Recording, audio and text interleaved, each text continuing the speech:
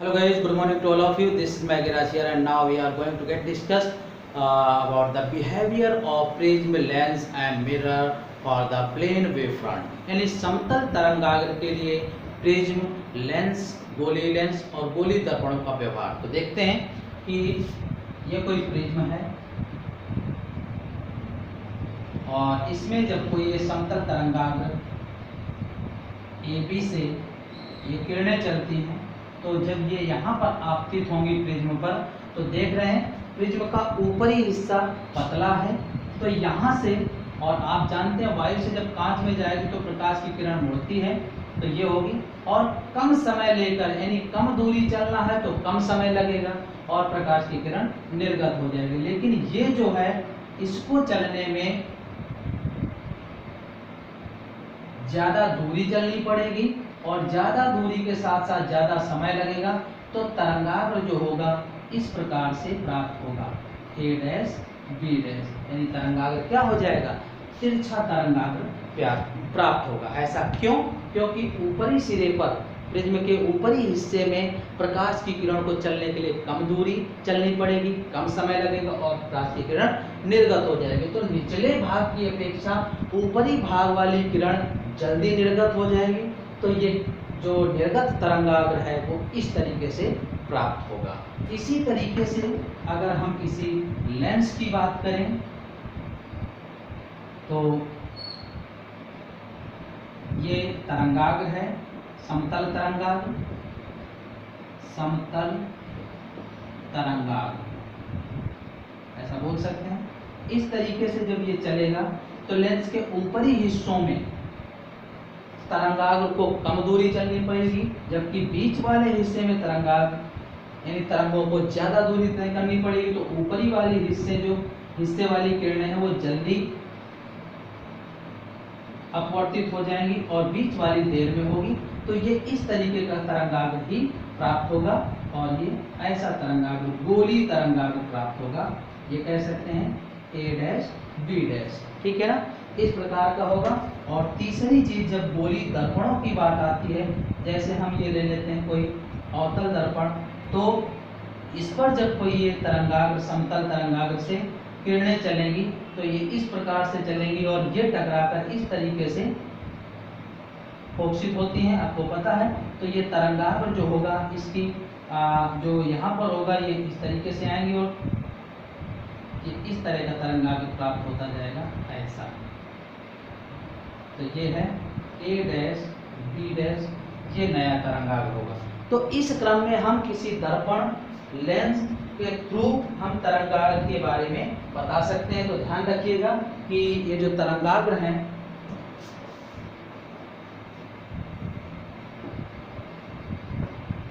कि दर्पणों के द्वारा जो तरंगाग्र प्राप्त होंगे दर्पणों द्वारा, तो वो ऐसे होंगे। अगर ये अवतल है तो इसका तरंगाग्र जो होगा, ये तो समतल तरंगाग्र था, ध्यान रखना AB, तो इसका जो तरंगाग्र प्राप्त होगा वो कैसा होगा, इस तरह का होगा ऐसा। ये कह सकते हैं A डैश B डैश। इसी तरीके से उत्तल दर्पण के लिए जो तरंगाग्र होगा वो ऐसा होगा, ये है। यहाँ कोई इस प्रकार से है तो इसका तरंगाग्र कैसा होगा, ये इस प्रकार का तरंगाग्र ये होगा A डैश B डैश। इस प्रकार से तरंगाग्र मिलेगा। तीसरा, अगर हम लेंसों के द्वारा तरंगाग्र की बात करें तो ये इस प्रकार से होंगे, गोली लेंसों द्वारा, तो ये उत्तल लेंस है और इसमें ये कोई तरंगाग्र समतल तरंगाग्र है AB, तो आप इसको साधारणतया ऐसे दर्शा सकते हैं। इसका तरंगाग्र इस तरीके का मिलेगा, A डैश B डैश गोली तरंगाग्र भी होता है या अवतल लेंस है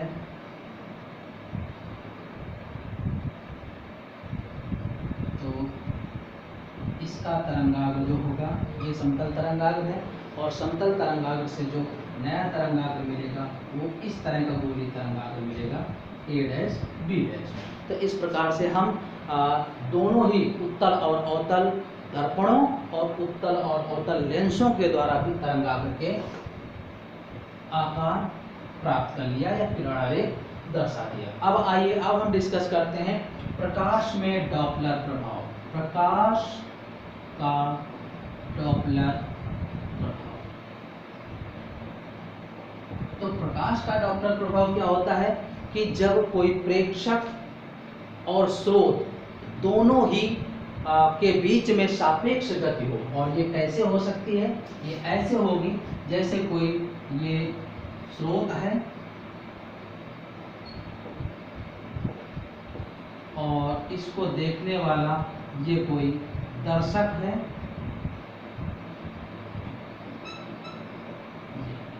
ठीक है, प्रेक्षक। तो ध्यान रखिएगा जब स्रोत और प्रेक्षक के बीच सापेक्ष गति होती है तो स्रोत के आवृत्ति में होने वाला परिवर्तन या स्रोत की तरंग दैर्ध्य में होने वाला परिवर्तन डॉपलर प्रभाव कहलाता है प्रकाश में। अर्थात इसमें जो तरंग दैर्ध्य में होने वाला परिवर्तन होता है उसे डॉपलर विस्थापन कहते हैं और इसे ही प्रकाश का डॉपलर प्रभाव कहते हैं। तो ध्यान रखिएगा कि जब कोई स्रोत और प्रेक्षक, स्रोत जैसे कोई तारा, चंद्रमा और प्रेक्षक जैसे कोई व्यक्ति विशेष ऐसा, तो जब किसी स्रोत और प्रेक्षक के बीच सापेक्ष गति होती है तो स्रोत की तरंग दैर्ध्य में होने वाला परिवर्तन डॉपलर विस्थापन कहलाता है और इसे ही प्रकाश का डॉपलर प्रभाव कहते हैं। अब आइए हम देखते हैं कि कैसे विस्थापन होता है। तो इसकी ये माध्य स्थिति हम मान लेते हैं, ये है इसकी माध्य स्थिति। अगर इसकी तरंग दैर्ध्य में वृद्धि होती है, मान लीजिए कि ये ऐसी सिचुएशन पर आ गया, तो इधर को जब जाएगा आगे की तरफ तो इसका मतलब तरंग दैर्ध्य में वृद्धि, ठीक है ना। तो तरंग दैर्ध्य में वृद्धि होगी और आप जानते हैं कि ये है BYGOR, यानी माध्य के आगे की ओर चलते हैं तो किधर की तरफ चल रहे होते हैं, लाल रंग की तरफ शिफ्ट हो रहे होते हैं। अर्थात जब ये तरंग दैर्ध्य में वृद्धि हो अर्थात आवृत्ति में कमी हो, इसका मतलब कि स्रोत जो है अपनी माध्य स्थिति से आगे की ओर विस्थापित हो रहा होता है, अर्थात माध्य स्थिति से लाल रंग की ओर विस्थापित हो रहा होता है। इसीलिए इसे बोलते हैं क्या, अभिरक्त विस्थापन या लाल विस्थापन, अभिरक्त या लाल विस्थापन। तो इसको आपसे अलग से पूछा जाए कि व्हाट इज रेड शिफ्ट, अभिरक्त या लाल विस्थापन क्या है, तो जब स्रोत, प्रकाश स्रोत माध्य स्थिति से आगे की ओर अर्थात लाल रंग की ओर विस्थापित हो, अर्थात तरंग दैर्ध्य में वृद्धि हो रही हो या आवृत्ति में कमी हो रही हो, ऐसी स्थिति को अभिरक्त या लाल विस्थापन कहते हैं। और इसी के साथ अगर ये स्रोत पीछे की ओर आ रहा हो अर्थात इसके तरंग दैर्ध्य में क्या हो रही हो, कमी हो रही हो, यहाँ इधर की जो ओर आएंगे तो लैम्डा में कमी होगी। ध्यान रखिएगा ये लैम्डा तरंग दैर्ध्य है और लैम्डा में कमी होगी तो तरंग स्रोत पीछे की ओर विस्थापित होगा अर्थात नीले रंग की तरफ विस्थापित होगा। ध्यान रखिएगा, तो तरंग दैर्ध्य में कमी होगी अर्थात आवृत्ति में वृद्धि होगी, क्योंकि आपको पता है कि न्यू और लैम्डा दोनों ही एक दूसरे के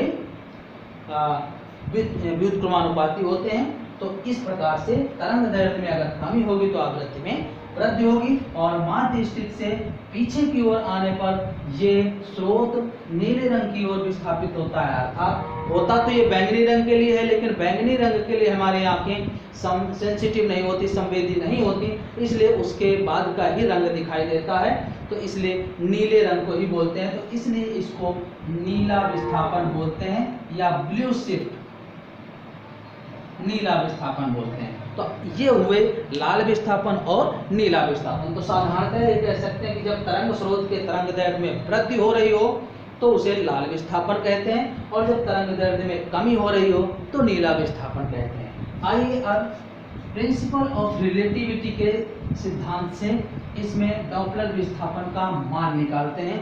तो सापेक्षिकता का सिद्धांत होता है,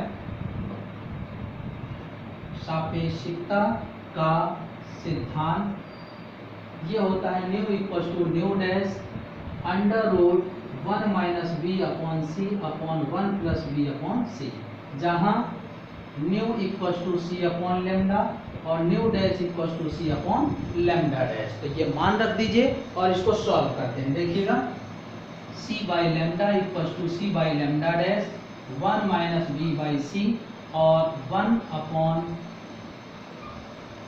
ये प्लस का 1/2 अलग अलग कर दिया अंडर रूट, सी से C cancel, lambda dash upon lambda equal to 1 minus B by C power 1/2 1 plus B by C power minus 1/2। Okay, अब हम इसको द्विपद प्रमेय से प्रसार कर देते हैं।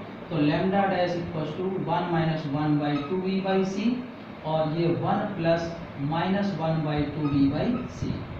तो देखिएगा इस क्रम से ये 1 माइनस बी बाई 2 और 1 minus B by 2 plus minus minus हो जाएगा लेमडा डैश अपॉन लेमडा। तो lambda dash upon lambda 1 minus B by 2 whole square हो जाएगा। ये द्विपद प्रमेय से प्रसार किया 1 प्लस एक्स की घात m 1 प्लस एन एक्स ये होता है। अब इसका स्क्वायर ओपन कर दीजिए तो ये हो जाएगा lambda dash upon lambda equal to 1 plus B square by 4c square minus 2b by 2c। तो 2 से 2 कैंसिल और ये b square by 4c square उच्च घातें छोड़ने पर अर्थात इसका मान लगभग नगण्य प्राप्त होगा। तो lambda dash upon lambda 1 minus B by C. तो lambda dash upon lambda minus 1 equal to minus B by C. तो lambda dash upon lambda equal to minus B by सी और ये है delta lambda, lambda dash minus lambda, और इसे ही क्या बोलते हैं डॉपलर विस्थापन, इसे बोलते हैं डॉपलर विस्थापन।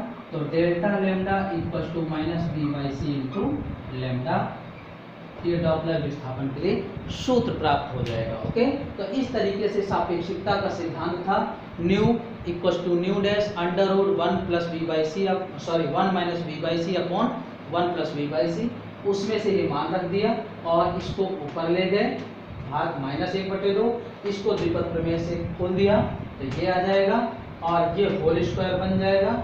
होल स्क्वायर ओपन कर दिया और उच्च घातों को छोड़ दिया।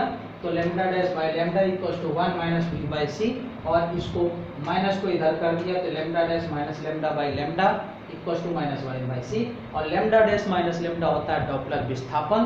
तो delta lambda equal to minus B by C into lambda. तो इस प्रकार से हम प्रकाश में डॉपलर प्रभाव के लिए डॉपलर विस्थापन के सूत्र की व्युत्पत्ति कर पाएंगे।